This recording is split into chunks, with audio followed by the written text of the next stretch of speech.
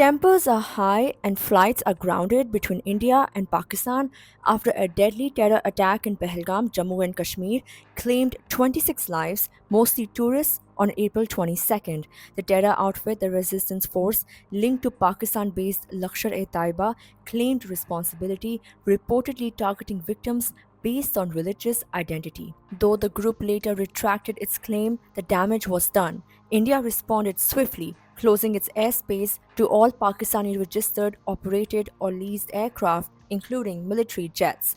This sweeping ban, effective from April 30 to May 23rd, came after Pakistan preemptively shut its own airspace to Indian flights, fearing retaliatory airstrikes similar to those India launched after the Uri and Pulwama attacks. India has also suspended the Indus Waters Treaty as part of a broader set of punitive actions. Traces of the attackers' digital footprints across the line of control have only hardened India's stance. Strategically, India's airspace move is more than symbolic. India's move comes in retaliation to Pakistan's earlier airspace restrictions for Indian carriers. But more importantly, it functions as a powerful non military measure, a signal of resolve that imposes tangible costs without escalating into open conflict. This closure adds severe pressure on Pakistan's fragile aviation sector, which operates fewer than 100 aircraft and lacks international appeal.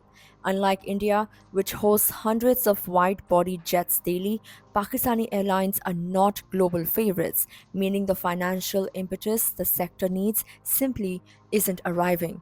The new restrictions now force Pakistani carriers to reroute, increasing fuel costs and operational burdens. India's airspace holds immense geopolitical and economic value. Though sovereign airspace technically ends at 12 nautical miles from the coast, international agreements and delegated controls extend India's airspace deep into the Indian Ocean.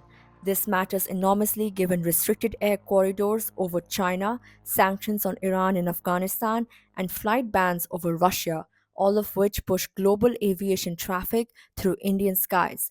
India manages multiple flight information regions and operates six air defense identification zones along its borders with Pakistan, Nepal, Bhutan, Bangladesh, Myanmar, and China, plus two in the south. These zones enable early detection of aerial threats, giving India a vital edge in regional security. All inbound aircraft must notify Indian Air Traffic Control at least 10 minutes before entry or face possible interception by the Indian Air Force.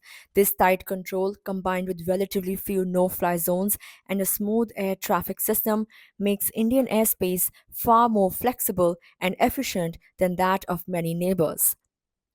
The importance of Indian airspace goes beyond aviation logistics. It is a corridor for global trade, a platform for military readiness, and a stabilizing influence in a volatile region. Its openness and efficient management allow it to shape regional air traffic flow while reinforcing India's position as a net security provider in the Indian Ocean.